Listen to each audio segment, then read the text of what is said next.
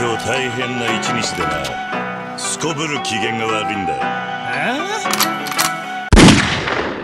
Hello tout le monde, bienvenue sur l'épisode 58 de l'ASP, le podcast qui parle de cinéma asiatique chaque semaine. Comme d'habitude, je suis en compagnie de Kiko. Salut, ça va bien? Salut tout le monde, comment ça va? Très bien, très bien. Aujourd'hui, on a un épisode un petit peu spécial, parce qu'on a dû refaire l'épisode sur Hanabi de Takeshi Kitano, à notre grande tristesse, parce qu'on avait fait un bon épisode, on était bien contents. Donc là, ce sera un one-shot, donc on espère que tout va bien se passer, et si jamais il y a des petits blancs, des petites hésitations, des petites différences par rapport à d'habitude, bah voilà, c'est pour ça. C'est normal, parce que on enregistre, et je le sors aussitôt, pour que vous l'ayez le jeudi matin. Dans les temps. Dans les temps, je suis très très très triste, parce que c'est un film qu'on attendait énormément.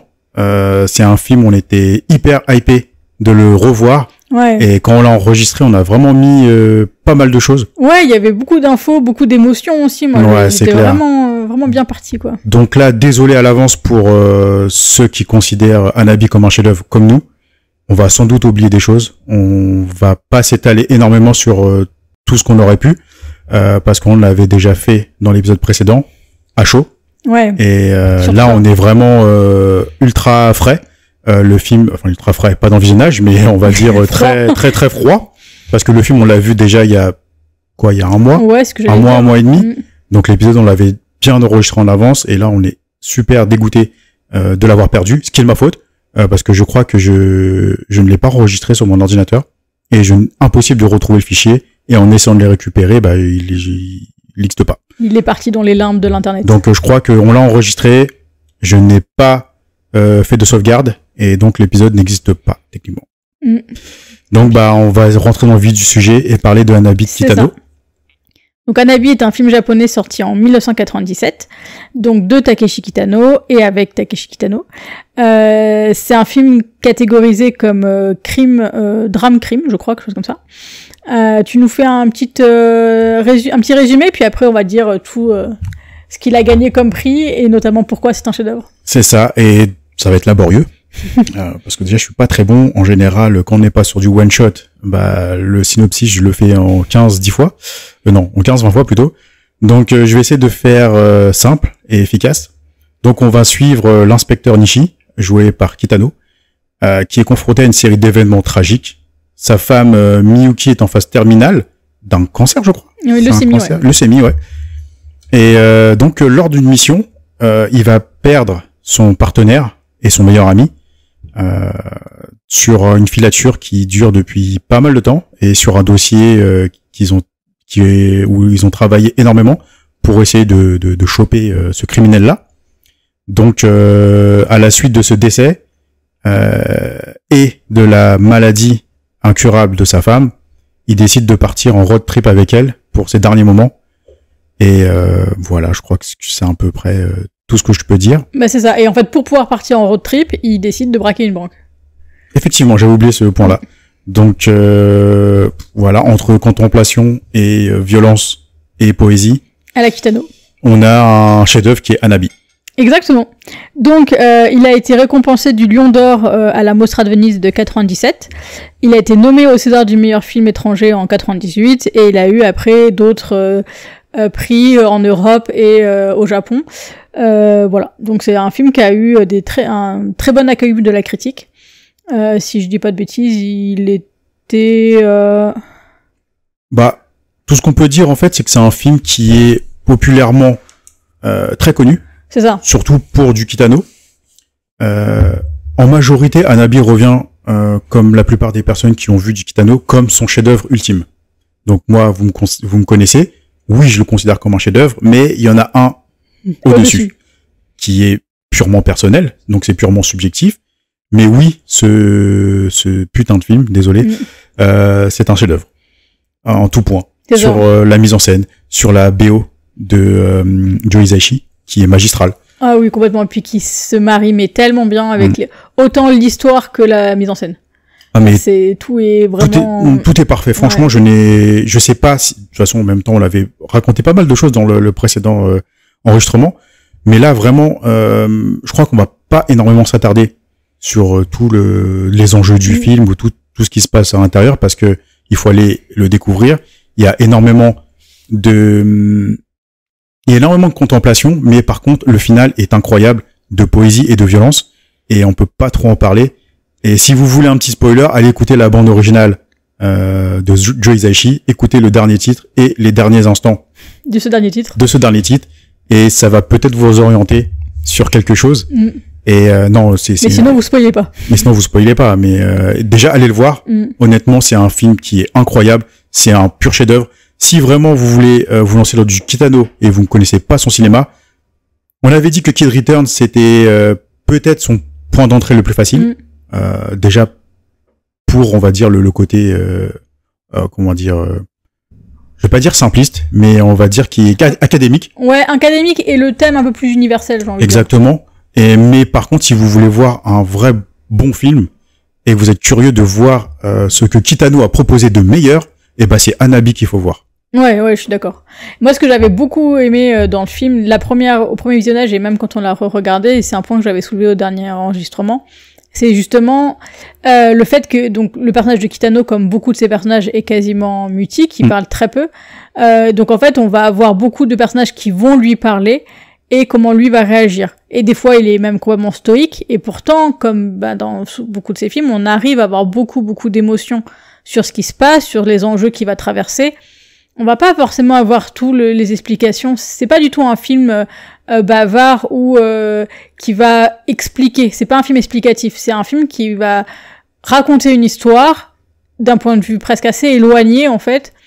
Et on va voilà être embarqué et suivre l'histoire de Nishi pour juste passer ces derniers instants avec sa femme. Et voilà, il y a cette lourdeur là dans les thèmes qui se ressent en visionnant le film. Et en même temps, après, derrière, il arrive à y rajouter toute la poésie, toute la mélancolie qu'il y a, et toute cette légèreté, en fait, dans la mélancolie, qui en fait un film, j'ai envie de dire, ça pourrait presque être un film extraterrestre, tellement il arrive à bien faire les trucs, quoi. Tellement on n'arrive pas à comprendre comment il fait pour gérer aussi bien.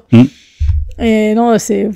Et vraiment, si les thèmes du deuil et on va dire de la maladie, donc comment tu vis les derniers instants de ta vie, vraiment vous attendez pas à tout ce qu'on connaît sur ce genre de thème-là, c'est-à-dire on va dire du larmoyant ou on va dire du démonstratif, où on va vraiment te montrer, voilà, le deuil c'est comme ça, avec des scènes où on va voir le héros complètement torturé. Ouais.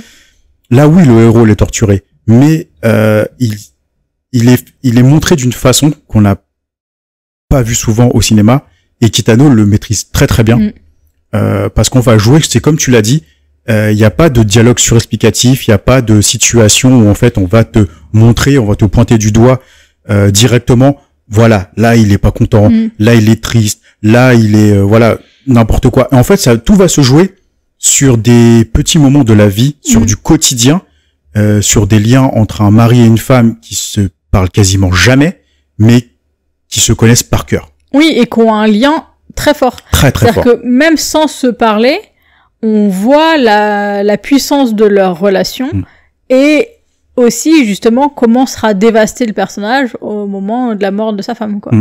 Et donc on anticipe un peu ça, c'est se dire comment ça va se passer, quoi. Je veux dire, comment il va pouvoir se relever, parce que c'est dans tous les petits moments, les petites choses de la vie où on voit la relation même pas évoluer, mais juste être, quoi. C'est ça.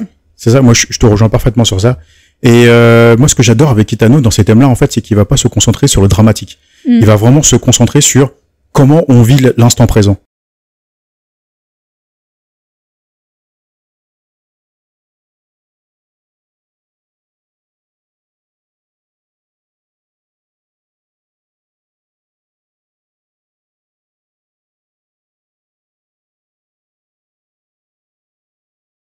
Et cet instant présent-là, justement, il est représenté par des petits moments de vie ultra simples.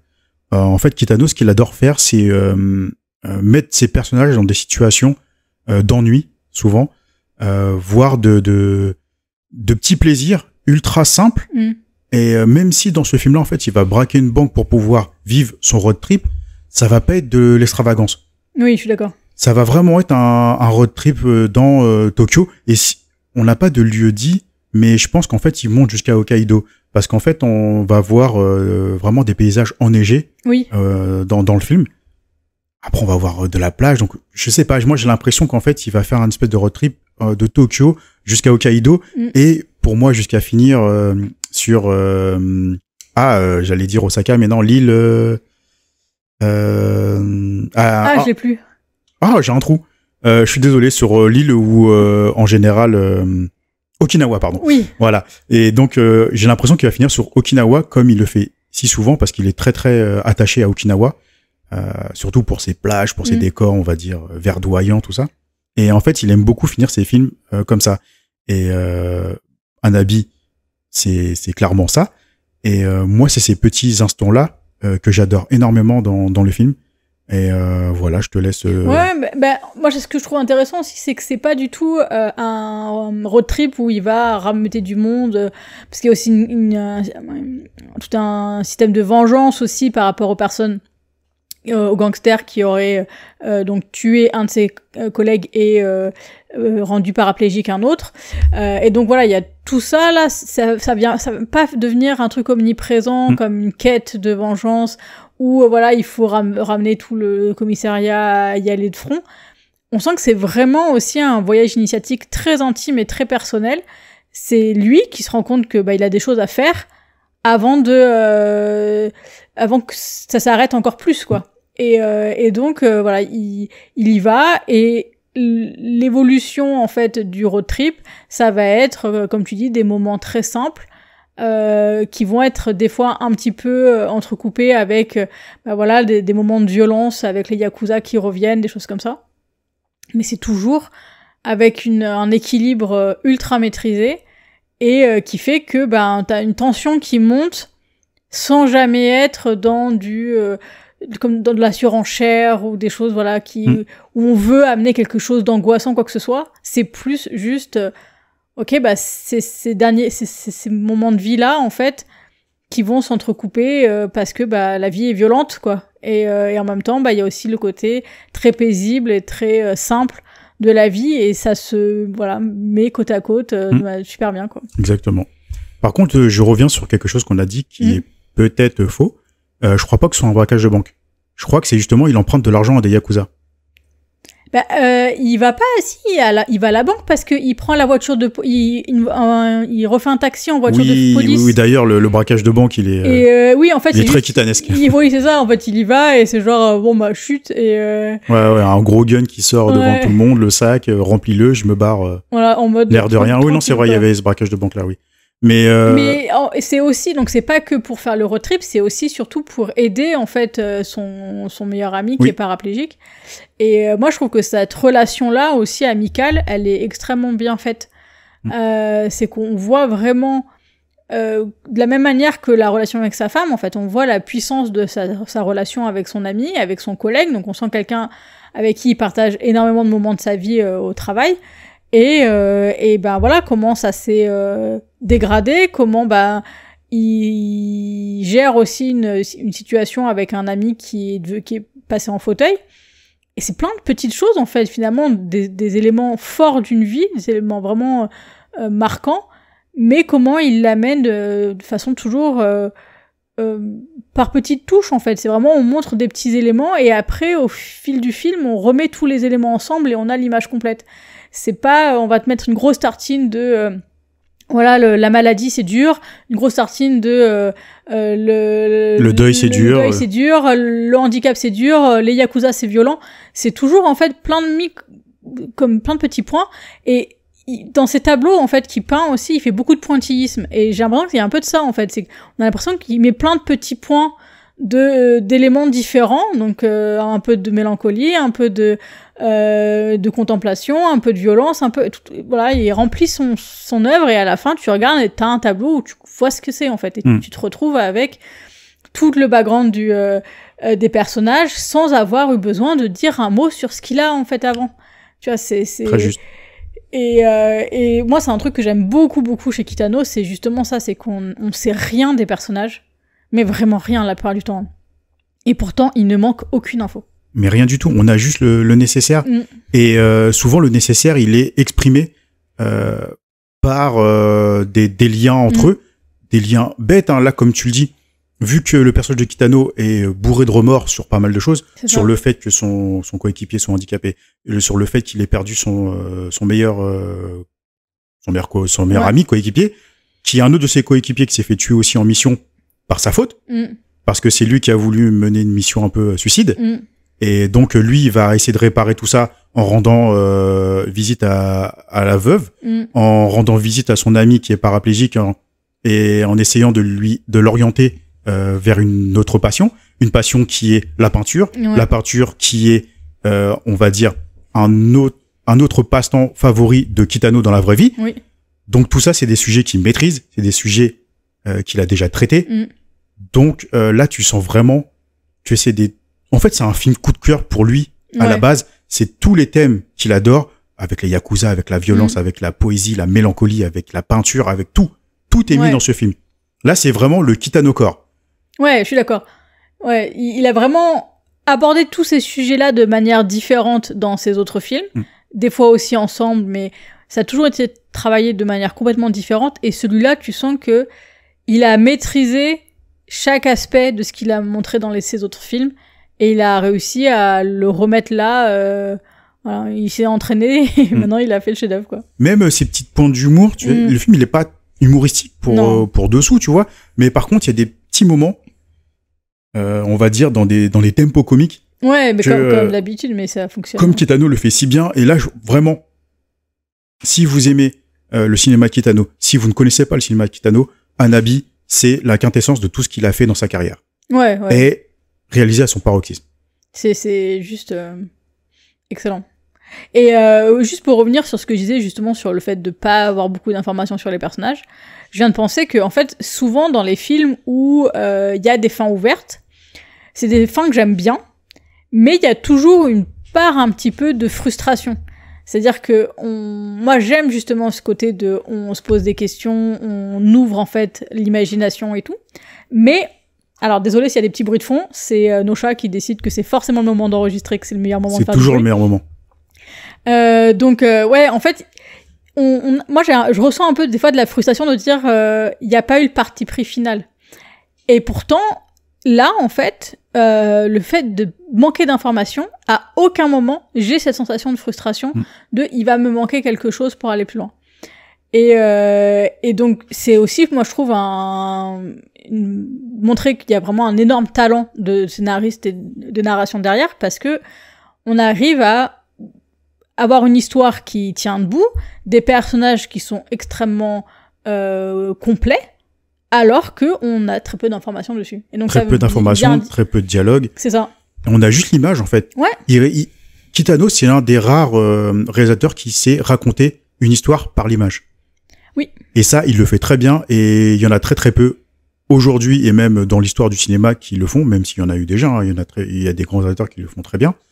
Mais Kitano, lui, il le maîtrise avec, on va dire, sa façon de faire qui n'est pas du tout académique, sa façon de faire qui lui est propre, sa façon de faire qui n'est pas enseignée à l'école du cinéma. Ouais, et je pense qu'il y a sa façon de penser aussi, qui est extrêmement individuelle pour le coup, et qui fait qu'il envisage une histoire d'une manière vraiment particulière, qui fait que tu la retrouves nulle part, quoi.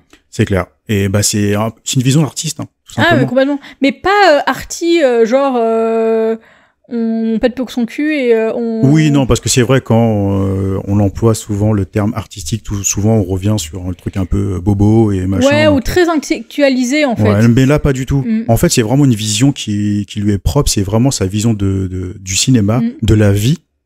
Et lui, il va pas faire dans les codes ils s'en fout complètement.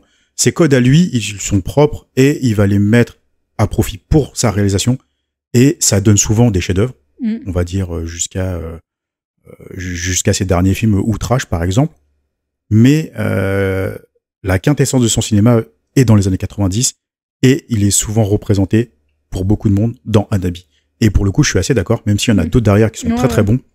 Mais là, je sais pas quoi dire d'autre, parce que Hanabi, c'est un pur chef-d'œuvre. C'est réussi en tout point. Ouais.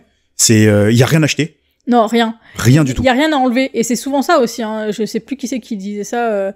On sait quand une œuvre est terminée pas quand on n'a plus rien à ajouter, mais quand on n'a plus rien à enlever. C'est-à-dire qu'on peut avoir tendance à rajouter des choses, et au final, quand tu vois Anabi, tu sens qu'il a enlevé tout ce qui était superflu. Donc tout ce qui reste, c'est indispensable.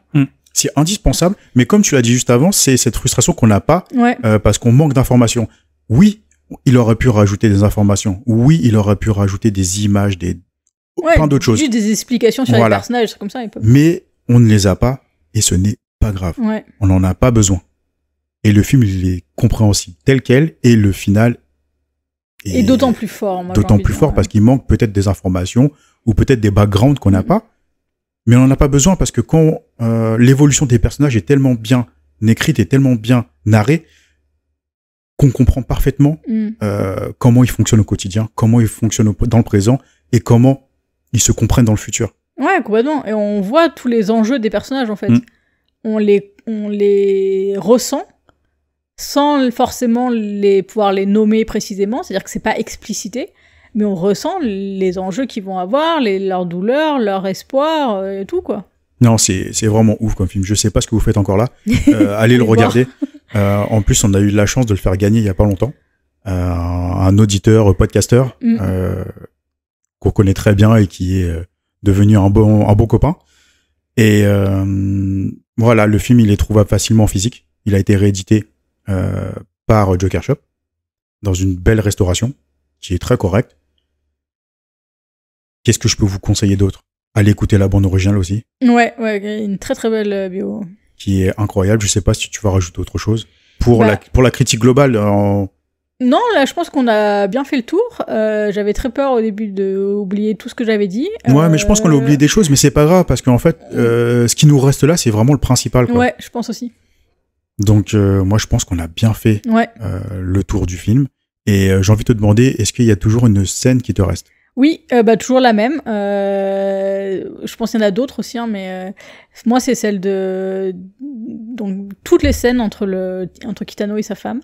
Et il y en a une particulièrement, c'est une des premières, je crois, où ils sont ensemble, où en fait, ils ramènent 2 gâteaux de la pâtisserie, et ils sont en train de faire des mots croisés, je crois, ou un truc comme ça. Et donc, tous les deux à table, et ils font leur truc, quoi, et ils se parlent pas.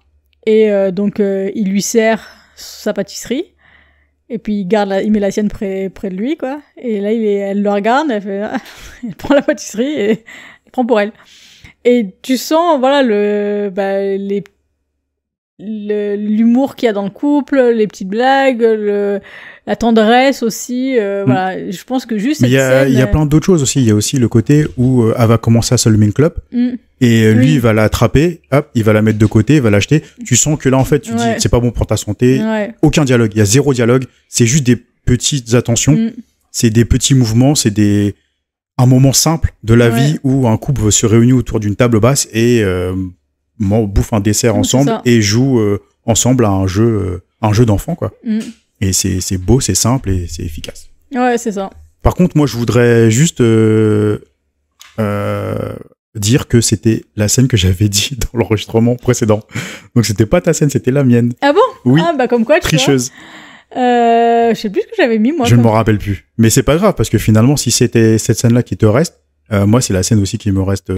Donc, je pense qu'on se rejoint sur cette critique-là, sur cette scène qui est juste magnifique. Mais il y en a plein d'autres, hein. Ah oui, complètement. Il y en a énormément, même. Il y a beaucoup de scènes. Même, moi, je pourrais rajouter des scènes de violence qui sont ultra efficaces. Ouais. Moi, il y a une scène que j'adore, c'est quand ils sont au bord d'une rivière. Donc, t'as sa femme qui simplement joue avec des cailloux, lance des trucs, fait un espèce de pâté de terre. C'est même pas du sable parce que c'est vraiment de la terre du Japon, quoi. C'est pas très sableux.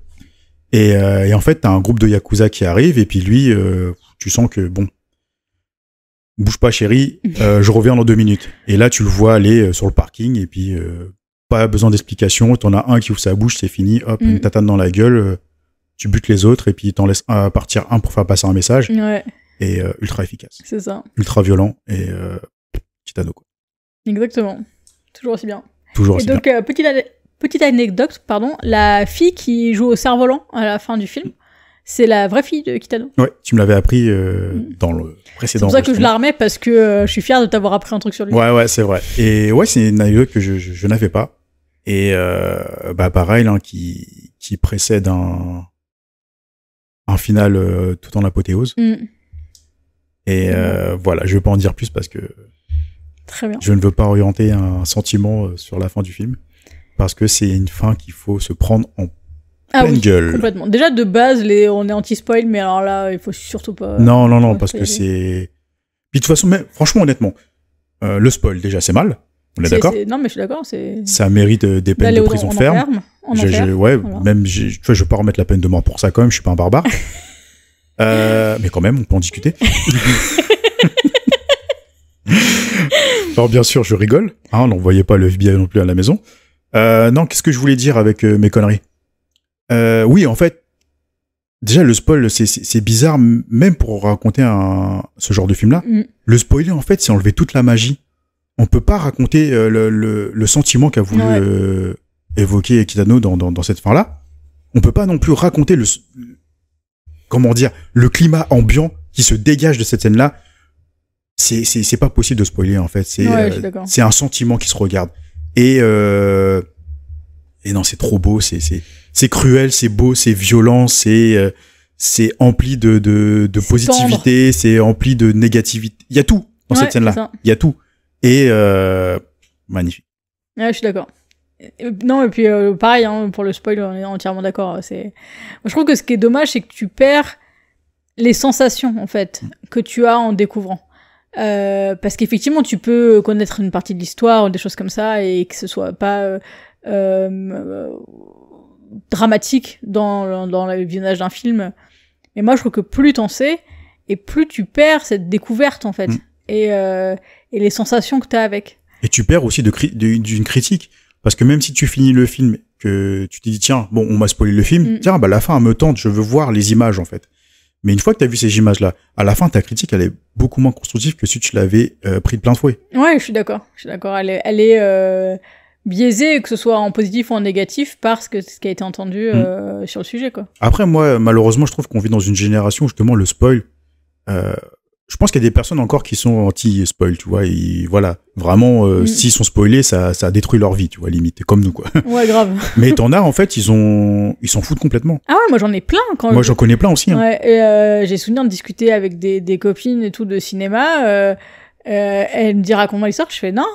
Elle fait non, mais moi je m'en fous, je fais ouais, mais pas moi. Mais ça, c'est malheureux à dire, je veux pas non plus être méchant sur comment les gens regardent un film, mais moi j'ai l'impression qu'en fait les gens qui s'en tapent complètement d'être spoilés, en fait c'est plus de on va consommer quand même des choses et puis ils vont se fier à ce que les autres ont aimé, tu vois, de pas avoir cette curiosité de dire moi je veux aller découvrir ce qu'on m'a conseillé, on va dire dans le strict minimum, et de me dire ça me tente dans le synopsis de base. Bah en fait les gens ont besoin de savoir si c'est vraiment bien jusqu'au bout, quoi. Raconte-moi la fin. Est-ce que c'est triste? Est-ce que c'est violent? Est-ce qu'il y a un cliffhanger de dingue? Et là, en fait, ça va me tenter. Et en général, tu dis à quelqu'un, il y a un cliffhanger de fou, bah les gens vont y aller. Parce qu'en fait, il y a cette culture série aujourd'hui qui est omniprésente dans nos vies. Et en fait, les gens adorent avoir un cliffhanger à la fin. Parce que ça leur permet justement de binge-watcher une série, de continuer à regarder un épisode à la suite. Ou peut-être aussi, si c'est un film à saga, bah d'être hypé pour voir la suite. Mais en fait, les gens ont besoin d'avoir un accroche en fait pour aller découvrir un film. Et souvent l'accroche, ce n'est pas une bande-annonce, ce n'est pas un synopsis, c'est souvent on va dire une critique de quelqu'un qui va y aller avec spoil souvent, ou alors qui va dire juste une petite phrase, un petit truc qui va attiser la curiosité des gens. Nous on essaie de le faire à notre échelle sans spoiler, justement pour attiser cette curiosité là.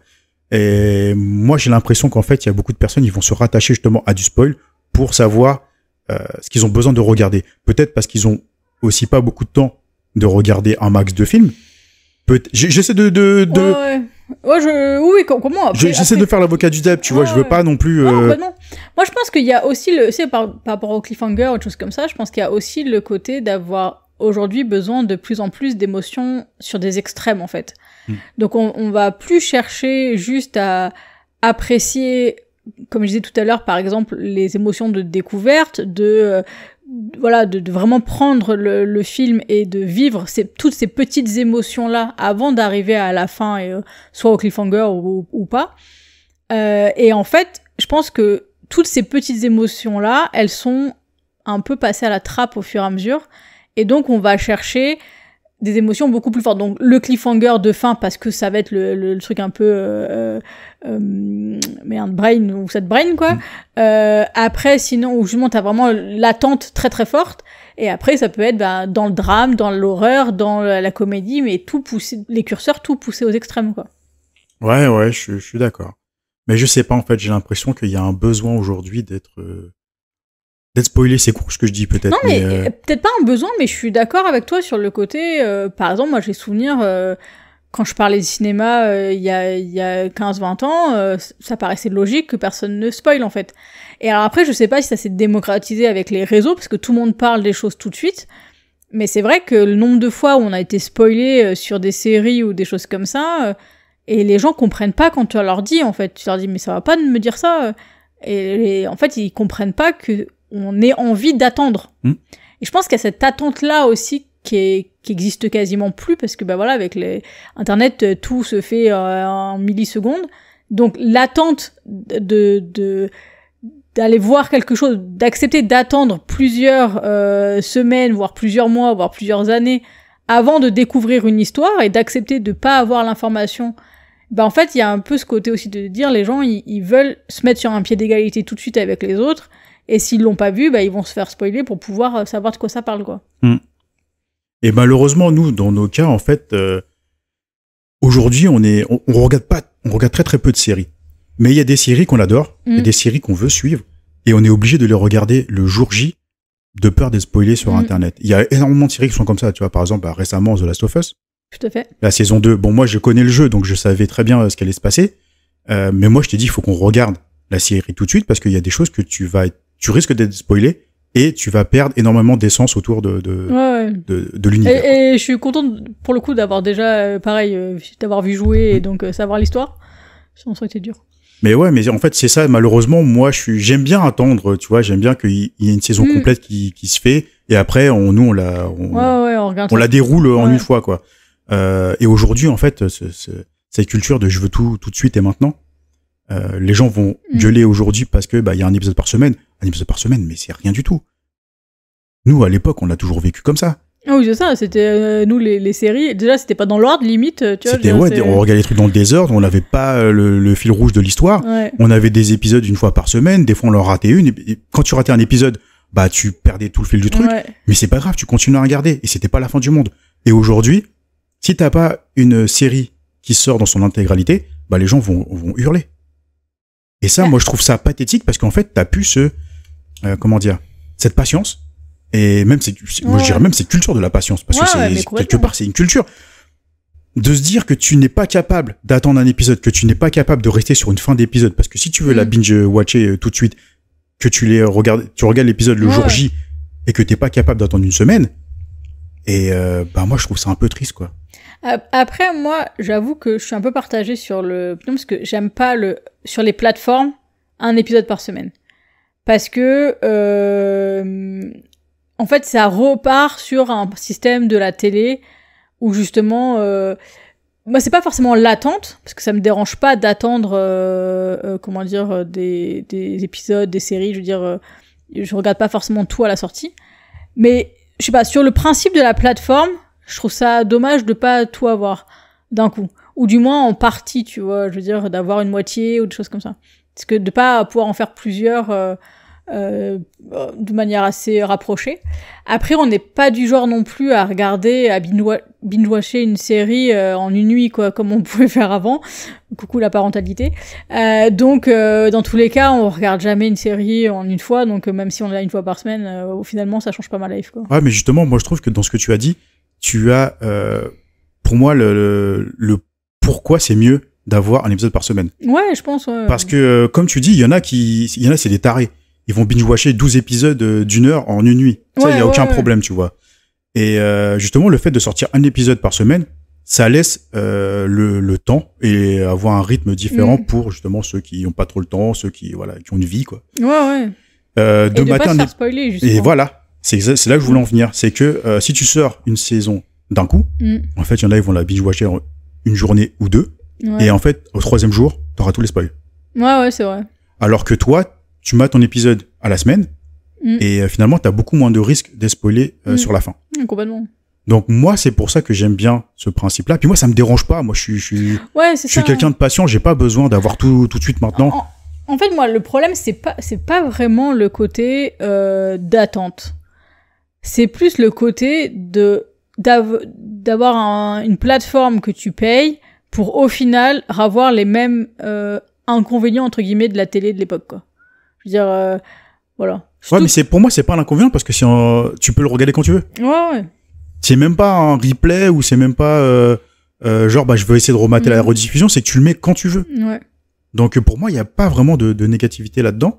Et justement, moi, moi dans mon état d'esprit à moi, hein, si justement t'es à la fin de l'épisode, t'es écœuré parce que tu veux la suite, bah c'est que c'est bon en fait, la série elle a marché sur toi. Ah oui, complètement. Et que dans tous les cas, il sortira une semaine ou deux après, tu iras quand même.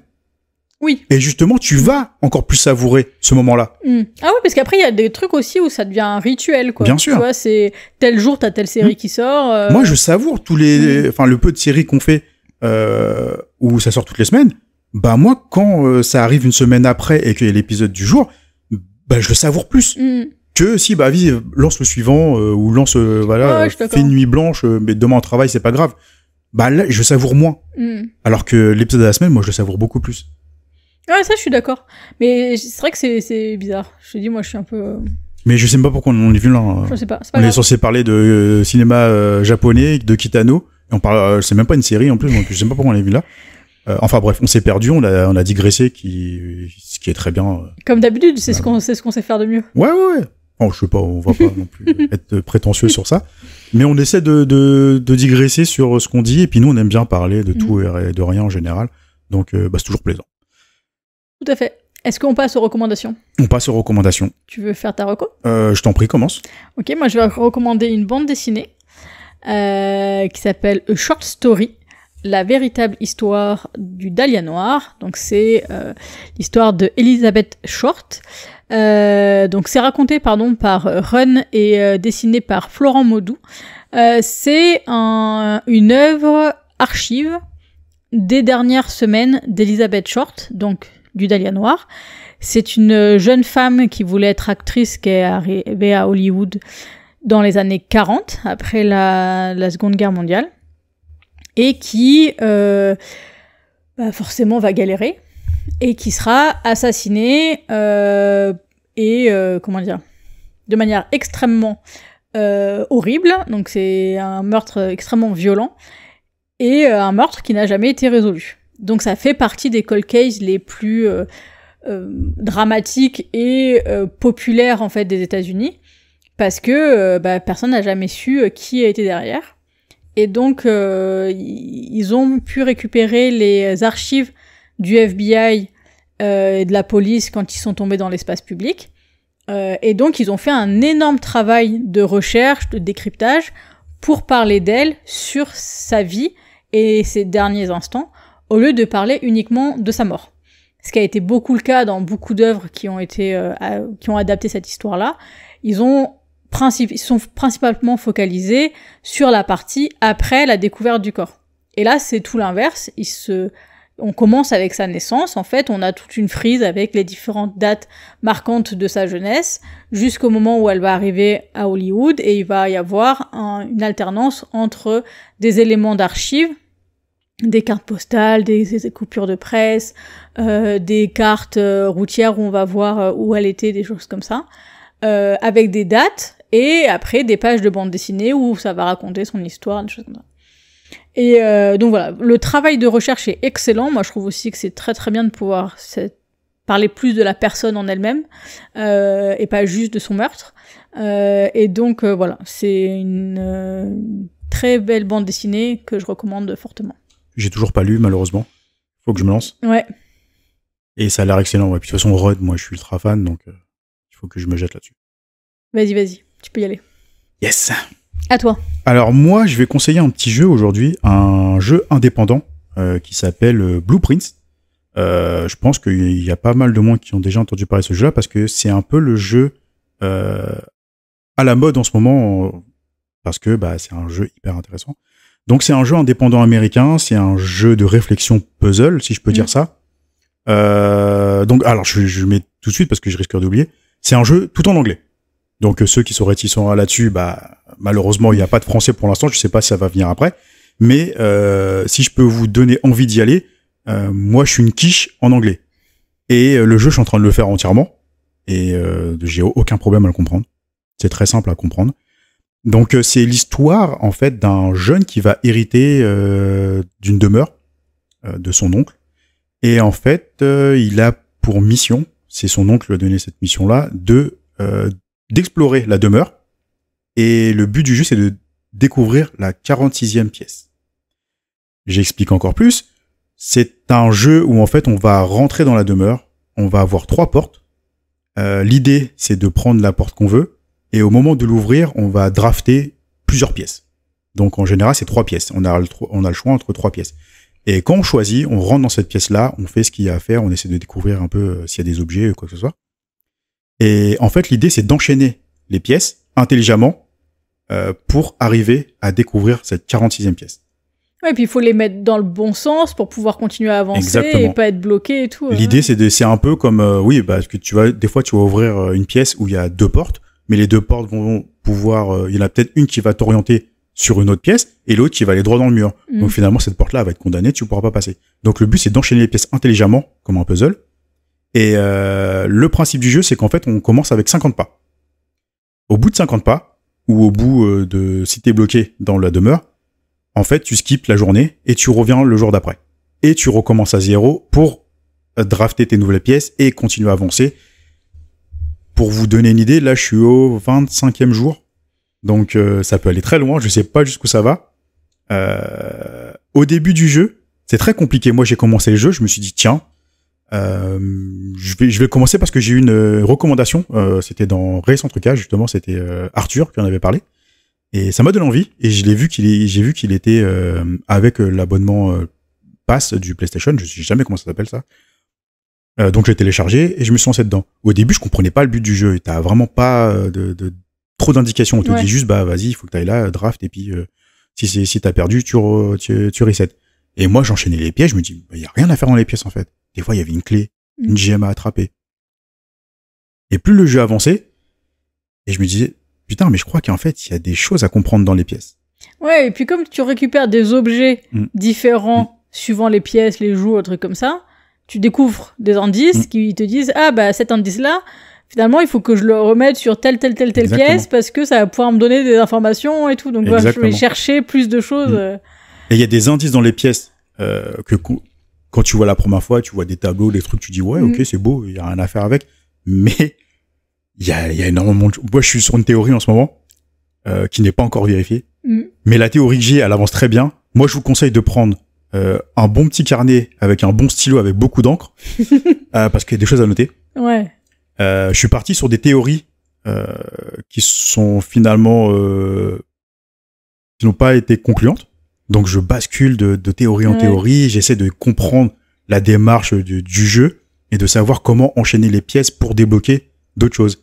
Et des fois, tu vas tomber sur une pièce où tu vas voir, ok, il y a un lit, une armoire, tout ça. Et plus tu vas débloquer des pièces, tu vas voir, tiens, là j'ai déverrouillé un truc, je sais pas ce que ça fait. Tu reviens le jour d'après, tu reviens sur une précédente pièce que tu avais vue 2-3 jours avant, et tu as débloqué quelque chose. Et en fait, quand tu débloques un petit point, et c'est là toute la satisfaction du jeu. C'est là que tu te dis, ouais, mais c'est incroyable. Ouais. Et en fait, ça te tient en haleine. Et moi, je vous dis, je suis au 25e jour, je suis après le lâcher le jeu. Moi, je joue pas et j'ai hâte de savoir comment ça se termine. Et j'ai l'impression d'être encore très loin de le terminer, même si j'ai débloqué énormément de choses. Et même mes enfants, ils se mettent la main sur la tête. Oh, papa, t'as trouvé ça. Mais là, moi, je te dis, il faut que tu fasses ça. Essaie de penser à ça la prochaine fois. Dans cette pièce-là, je pense que tu peux faire ci. Là, l'indice qu'il y a là, en fait, il va te servir pour plus tard. Non, franchement, le jeu, il est incroyable. Ça reste un puzzle game, mais vraiment original. J'en ai jamais fait des comme ça. Ouais. Surtout que le schéma de départ, il est simple. C'est d'aligner des pièces pour aller du bas de ta map en haut de ta map, quoi. Et en fait, ils arrivent à mettre plein de choses dedans. Et le fait de recommencer chaque jour aussi, je pense que ça te permet de voir, te souvenir de ce que t'as mis, pour pouvoir essayer des nouvelles choses, voir si ça marche ou pas. Et effectivement, les enfants, ils sont vraiment pris au jeu, quoi, sur les énigmes. Ouais. Et des fois, c'est frustrant parce que tu vas commencer ta journée. Tu dis, bon, allez, là, j'ai réussi à débloquer plus de pas, plus d'objets. Des fois, tu vas arriver, tu vas économiser des gemmes, économiser des clés, économiser des trucs. Je veux pas vous dire tout ce qu'il y a dans le jeu, faut le découvrir. Et tu dis, bon, là, c'est bon, c'est la bonne game. Je vais aller jusqu'au bout, je vais ouvrir un maximum de portes. Je vais découvrir un maximum de pièces. Et bah, des fois, avec la draft des pièces, bah, tu te retrouves un peu bloqué. Et tu finis tes journées. Des fois, tu te dis, putain, je vais perdre tous les objets que j'avais là. Parce que quand tu recommences vraiment à zéro. Et il y a des façons de pouvoir recommencer avec des objets. Mais ça, il faut découvrir des pièces. Et si tu as de la chance, tu peux recommencer avec d'autres choses ou tu peux avoir des avantages pour les prochains jours. C'est incroyable comme jeu. C'est vraiment incroyable. Ouais, il y a quand même plein d'options à chaque fois dedans, quoi. Donc voilà, je vous recommande. Ça s'appelle Blueprints. Petit jeu indé, incroyable. Jetez-vous dessus. C'est disponible sur Steam, PlayStation, Xbox. Il me semble. Je pense que c'est disponible un peu partout. Switch, je suis pas sûr. Faudrait que je revérifie.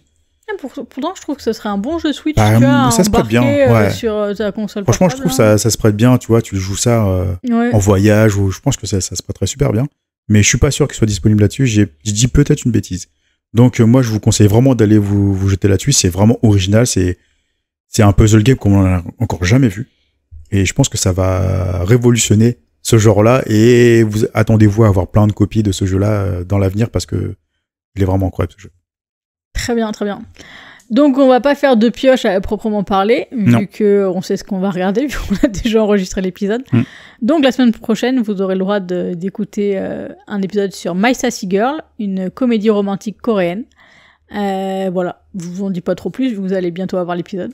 Ouais, c'est ça. Donc la semaine prochaine, My Sassy Girl. On repart en Corée. En espérant que l'enregistrement s'est bien fait, que j'ai bien enregistré. Mais je pense que oui, j'ai vu le fichier tout à l'heure. Et après, à creuser les doigts pour savoir s'il est pas corrompu ou il est intact. Parce qu'en ce moment, je fais pas mal de merde avec mon ordinateur de merde. Donc voilà, je vais faire attention pour les prochains enregistrements. Je vais essayer d'être un peu plus carré, un peu plus professionnel. Parce que j'ai l'impression que là, je fais un peu ça par-dessus la jambe. Donc voilà, je vais rester concentré jusqu'au bout pour vous proposer des trucs sympas. Très bien. Donc d'ici là, portez-vous bien comme d'habitude. Et puis on espère que cet petit épisode, un peu sur le pouce, vous aura plu. Et le premier épisode one shot. C'est vrai. Parce que là, il sort là tout de suite. Là, je coupe l'enregistrement et je le sors aussitôt. Très bien. Tout à fait. Donc voilà, désolé si c'était pas parfait, mais en tous les cas, on a repassé un bon petit moment à parler d'Hanabi. Donc c'est clair. On espère que ça vous aura plu. Et allez voir ce putain de film, sérieux. Ouais, sérieux. Et dites-moi, nous, quand vous l'avez vu, qu'on puisse en discuter, et qu'on puisse vous parler de la fin. Exactement. Allez, à bientôt. Ciao. Ciao tout le monde.